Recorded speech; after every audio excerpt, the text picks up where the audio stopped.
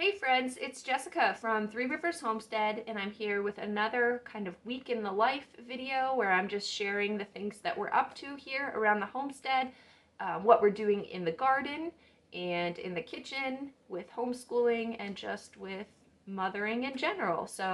I'm going to share that here in a little bit. First, I just wanted to take an opportunity to chat with you guys. I've been doing a lot more kind of voiceovers in my videos just because it's an easier way to kind of explain what I'm doing in the videos, and it's an easier way for me to film what we're doing because I can just focus on being present with the children as we're doing the activities versus trying to narrate them for you guys while we're doing them. So hopefully you guys enjoy that style, but also I do miss kind of just chatting with you guys, and so I would like to here in the next couple weeks do a dedicated Q&A video.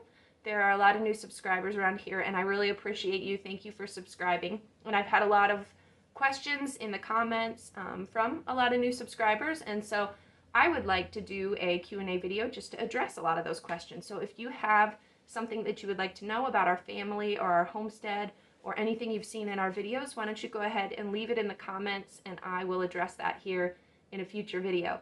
But in the meantime, we're going to do another week in the life, and hopefully you enjoy kind of seeing what we were up to. All right, here we go.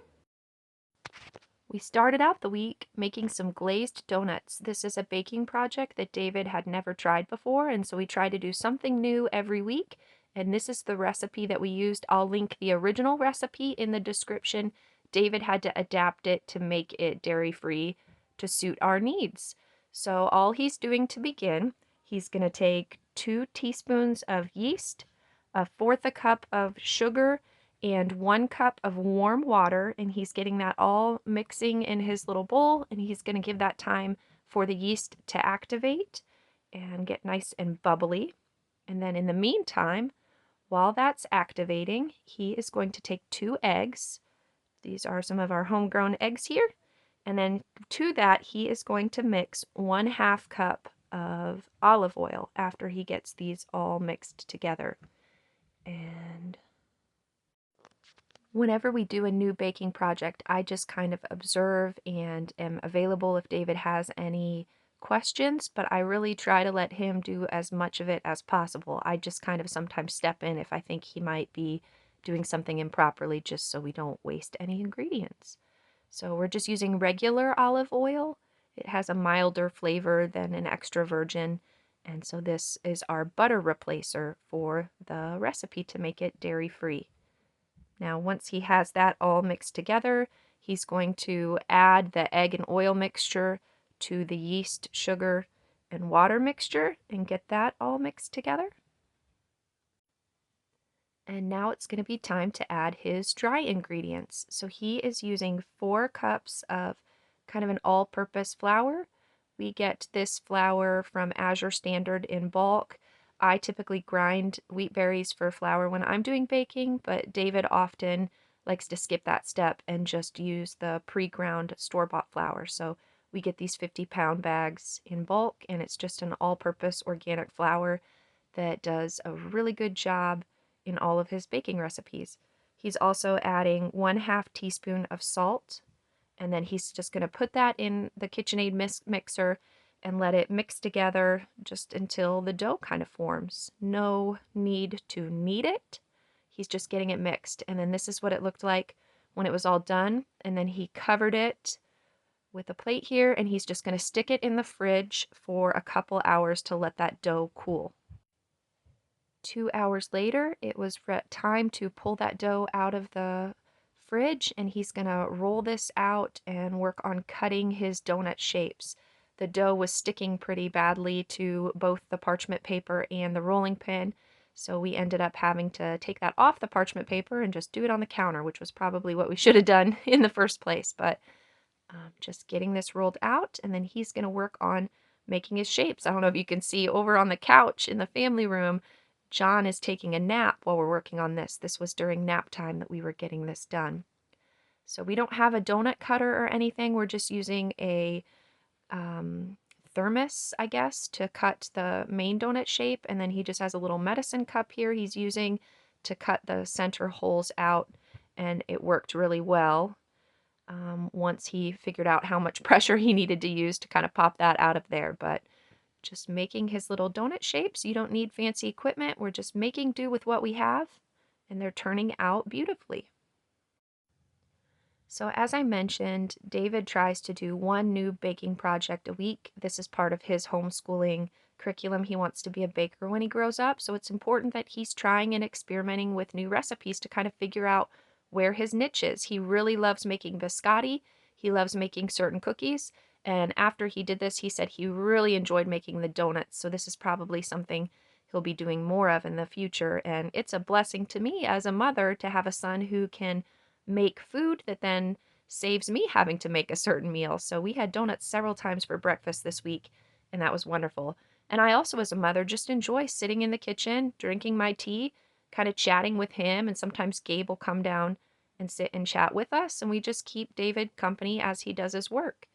We call Gabe our vulture because he often likes to sit and taste dough and icing and kind of, I don't know, catch little bits and pieces of what's being baked. So then those cut out donut shapes rose for about an hour. You can see they rose beautifully. And then once they had risen, he is deep frying these in oil. We are once again using regular olive oil to do our deep frying. And if you use the regular oil, it does not leave an olive oil flavor at all in the donuts. It actually works beautifully for that purpose. So he's just experimenting with frying those donuts. He'd done apple fritters before, and this is a similar process. So he's got his little helper, Levi, standing there, and he's teaching him what he's doing as he is frying his donuts. And they turned out amazing. They smell a lot just like a store-bought donut. Now he's working on his glaze. He's going to use 2 cups of powdered sugar, 1/4 a cup of water, and then he's using 1 teaspoon of vanilla extract to make the glaze for these glazed donuts. And I think the original recipe called for some milk in the glaze, and the water substituted just fine to make this safe for our family.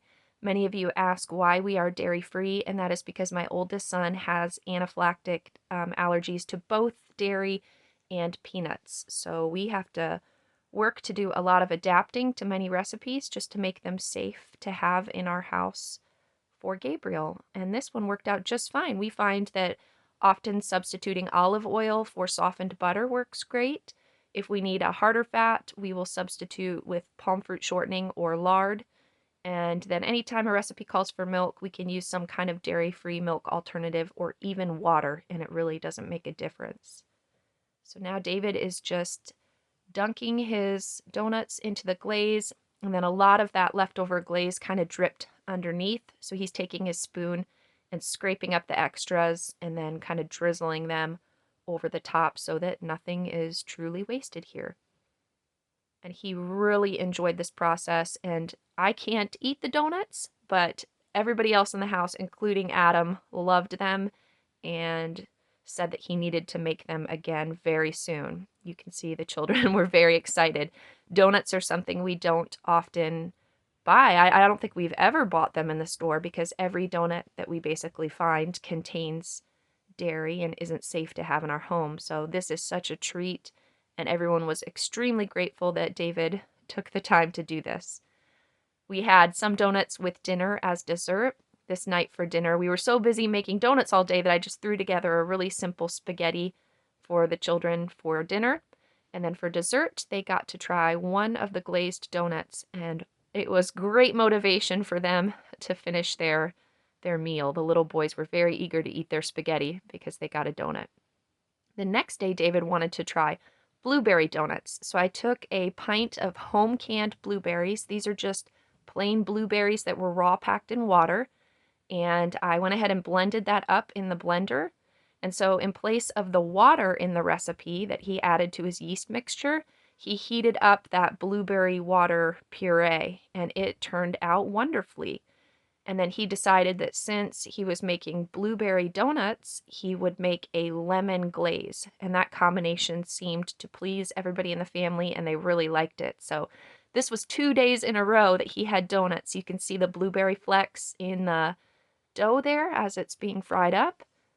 And another batch that just turned out great. So I have a feeling these donuts are going to be added to David's weekly baking requests by the other children. We're going to be having them quite frequently. The glaze dried, and so it's the end of the day, and I'm just getting them put in a container so that we could have them for breakfast the next day. And since I can't just give the kids donuts for breakfast, they needed a little protein with that. We had some scrambled eggs the next morning with the blueberry lemon glazed donuts, and that was another hit that went over really well. So that's what we were up to in the kitchen at the beginning of the week. Why don't I show you what we were up to in the garden now? So my first task in the garden is to work on transferring strawberry plants. I got some beds filled with dirt this weekend, and now I'm working on digging up strawberry plants that I had propagated last year, or the ones that are in my old strawberry beds, and I'm transferring them into the holes in these cinder block beds that I'm building, and also some will go in my little flower towers over here. So just kind of moving these out of the way until I figure out a new permanent place. These are some of the strawberries that I propagated from plants last year. And in the fall, I got kind of sick with my miscarriage and wasn't able to get these planted in the ground. And they ended up just sitting in these pots over the winter, and they survived without mulch or anything. So what a blessing the Lord provides no matter what effort we put into it. So lots of beautiful little strawberry plants to feed my family this summer, and it's a great blessing to get to work on those this week. Meanwhile, Adam's working on fixing up some of these muddy areas through the wet spring, have just turned to straight muck. He's laying grass seed, putting some straw over those areas so that that will green up here in the next couple weeks. And I'm just itching to get this soil planted. We've been filling these beds and just haven't had a chance to fill them with any spring crops yet. So hopefully the weather will change here soon and I can get out here and plant something in this dirt. Back in the kitchen now, though, for another meal. I thought I would show you just a quick lunch that I'm making for the kids. We're going to have sloppy joes. So I cut up an onion and some carrots, and I have those kind of cooking up with 2 pounds of bison meat. I'm using bison in place of ground beef today, and that will work just fine. And then I'm going to make my sloppy joe sauce. I'm using 1 can of this tomato paste. We're going to add just a little bit of blackstrap molasses to kind of give it that brown, sugary, molassesy flavor. Just a little bit like that. And then we're going to use some of our homegrown raw honey and just a little bit of yellow mustard. And we're going to mix all of that together to create our sloppy joe sauce. So there we go, just putting the sauce in with the cooked meat and carrots and onions. We're going to get that all stirred up. And then to that, I'm also going to end up adding a little bit of salt and pepper. And then that's it. That's how simple it is to make some sloppy joe. This is a really easy lunch for a busy day when I just need to make something quick for the kids. But I want them to have a hot meal instead of something like a sun butter and jelly sandwich. There we go. That's what our meat mixture looked like when it was all done. And then I served it. I had some store-bought buns that were left over from the weekend that I was using up. A little bit of salad and some home canned pears. I can't eat the bun, so I just eat the meat right over the lettuce and the salad, and that works just fine. So I had some happy campers this day for lunch. They really enjoy sloppy joes. And if you're a mom of small children, you know why they are called sloppy joes, because this meal gets extremely messy, especially with the little ones. So always have to account for that. There's going to be much more cleanup on a day or on a lunch when we have sloppy joes.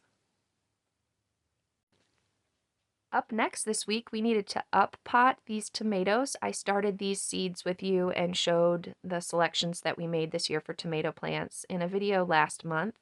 And now my little seedlings have grown to the point where they could stand to be up potted to have a little more room for these roots to grow. Now, when you replant tomatoes, there are little hairs all along the stem. Those will turn into roots if you plant your seedling here up to the first set of leaves. So that's what we're going to do. We're going to plant them as deeply as possible.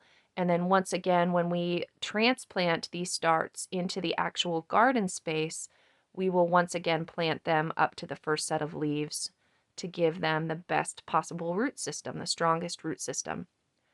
So this day I'm working with Levi and John. And, some days I have the patience to sit and let the children help me, but I want to let you know that I am not perfect. And there are days where I do not want to do that because I want to get the job done quickly. And this was a morning where I was just trying to get this done before we started school. So I did let the little boys help me for maybe 10, 15 minutes. And then I realized it was taking me too long.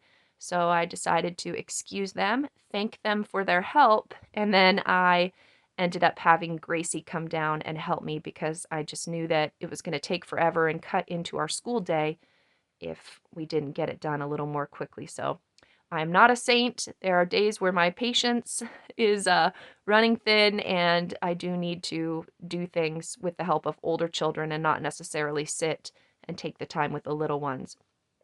Thankfully, once Gracie came down to help me, we got the rest of these planted in no time at all. I think it ended up taking us about 10 more minutes to get all of these into their new cups. It was some nice time to spend just kind of chatting with Gracie and talking about things. My children, none of them really love gardening. My girls do love planting flowers, and some of the boys, there are certain vegetables that they enjoy, the older boys specifically, but none of my children seem to love gardening, so I sometimes have to convince them to come help me, and that's okay. Cleaning up afterwards so we can get ready for school. And then before we start school, I'll show you what we have going on here. So here are those little tomato plants that are up potted into their little recycled solo cups. I'm maxed out on space in my grow light area here. Hopefully here in the next few weeks, the weather will allow me to transplant my onions down here out into the garden space. And then that will free up more spots under the grow lights down here for me to maybe start some flowers and things that can't be planted out until mid-May. But this is what we have going on so far. All right, another quick meal. We're just sauteing up some onions here. I have a ham steak that I'm chopping up into little pieces that I'm going to add the ham steak to the onions, kind of get that cooked up. Just a quick dinner here. I love this meal on an evening when I don't have a whole lot of time to fix something. I can get this put together in no time at all. So adding whatever vegetables I have in the fridge. I had some kale that needed used up, so we're just going to let that kind of wilt down in here while the meat and the onions are cooking. And then in the freezer, I found this bag of mixed vegetables from Aldi. I like to keep a couple of these bags in the freezer just for days when I need something really quick. These are really convenient and pretty cheap for organic vegetables at Aldi. So, and now to the meat and vegetables, I'm going to add a bunch of eggs. It's the season of eggs here on the homestead. The hens are laying like crazy, and so I'm just using up what we have, boosting the protein content of this meal, and just mixing in a whole bunch of eggs and getting those cooked up. And then I just need to make sure that my pork is thoroughly cooked. And then once I feel confident in that, I'm going to add my rice here to this mixture and kind of mix that all around. And then I have just a little bit of coconut aminos left in this one bottle. I'm going to use up the rest of this just to give a little bit of salty, kind of fake soy sauce flavor because I can't have soy sauce. So we're going to mix that in, add some salt, and then this meal is just about ready to serve. That's what it looks like. I add more coconut aminos to my bowl when I eat it. Some of the kids like to add soy sauce. Adam usually adds like ginger, maybe even hot sauce to it.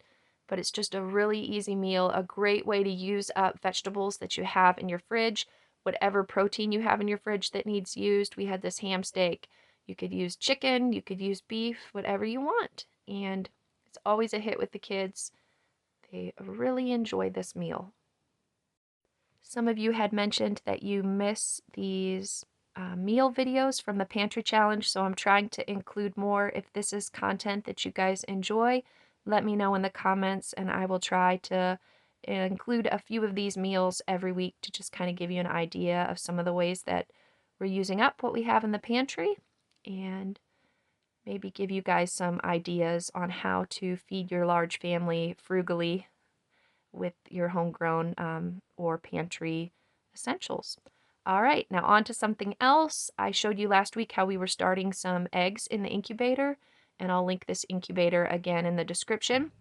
And it has been 7 days in the incubator, so it's time to candle these eggs. Candling is a process of checking to see if those eggs were fertile. My incubator comes with this wonderful light for candling. If you don't have a light, you can use the light on your phone or even just a flashlight. You just need it to be dark. And you set that egg on top of the light, and inside of it you can see if there is a chick beginning to grow in that egg. You can see the little embryo. It's sort of a dark dot. I think that's the eye that's beginning to grow. And then you'll see veins running in the egg. And I'll continue to show these eggs throughout the next weeks as we're candling them to show you how these chicks are continuing to develop.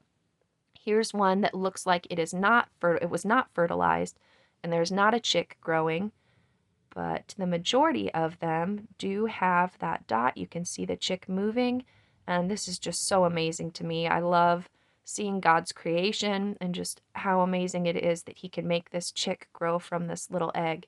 The children, it's a wonderful science lesson for them. We enjoy doing this every year. So I put an X mark on all of the eggs that looked like they may be infertile. And this is actually a really low fertility rate for us. We very rarely have this many eggs this way.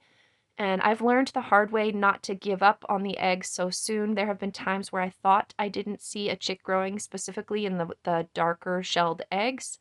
And then we went to crack them to investigate and found out that we were unfortunately wrong. And so I always put an X on these eggs, and then we will check on them again next week just to make certain before we remove them from the incubator. And so hopefully here in another couple weeks, we'll have some baby chicks here to share with you. Incubating season is always fun around here, and I'm glad I can share this with you if you've never experienced it before. It's just a wonderful way to explore God's creation. Okay, finally, I'm going to give you a kind of garden update. I'm so excited to share gardening content with you guys this year, but this weather is just not cooperating. Right now this week, I'm working on finishing up lining all my beds with that hardware cloth. This is 1/4 inch hardware cloth that we're hoping will keep the voles out of my garden beds this year. So I just cut the pieces and then I sort of use my feet, as you saw, to form the mesh to the shape of the bed. Thankfully, Adam was able to borrow my brother-in-law's front loader. Otherwise, filling these beds would have been a huge pain to our backs, both literally and figuratively. So we were able to get some garden soil from a local garden center, and then we're just working on filling these beds. And Lord willing, we'll have that done here in the next couple weeks so I can plant my spring crops. Let me show you my plan for the garden. So this is what it looks like on paper. This is kind of what I was dreaming up. And then if I show you the actual garden space, hopefully you can imagine what that's going to look like when it's all green and filled in and beautiful. Right now it looks like a junkyard because it's just that time of year, but in my mind I imagine it to be beautiful. Let me take you through what I'm going to plant in all of these. This first one is going to be kale and dill. This one will be lettuce. This one will be radishes, and the back one will be cabbage. Of course, there's my garlic back there. This whole area right here will have some tomato plants, herbs, flowers, all sorts of beautiful things. Calendula will be nice and full and lush. Here we'll have carrots, zucchini. This will be bush beans, and so will this one. We grow a lot of beans. The back ones, these two beds will be okra, and then these two will be squash. And then I'm hoping to do a cattle panel trellis here to kind of grow the squash vertically. That will help save some space. All of these little round beds here will contain different varieties of pole beans. I have these rectangular structures that I grow my pole beans on that will fit in there perfectly. And then around the edges, we'll plant marigolds and herbs and other flowers and things. These two beds will contain cucumbers and peas. Then this, don't mind the trash back here. These are a bunch of trellises and things that I need to clean up. This bed contains a lot of herbs like mint, and I'll move some perennial herbs. Of course, the outer area here, those strawberries that I planted earlier in the week that are coming up beautifully, but the whole outside edge will be strawberries. These buckets back here will be more tomatoes and peppers. This bed on the outside is strawberries, but the inside will all be onions. And then once again, these towers will have more strawberries and flowers and herbs. And then all of these buckets will contain peppers. I like to grow my peppers in buckets. This area is all blackberries. We get quite a good blackberry harvest from that area. These are my old strawberry beds that will all be for tomatoes once I get that all ripped out. So there's still a lot of work to do here, but Lord willing, we'll get it done here in the next few weeks, and then we'll plant out in May.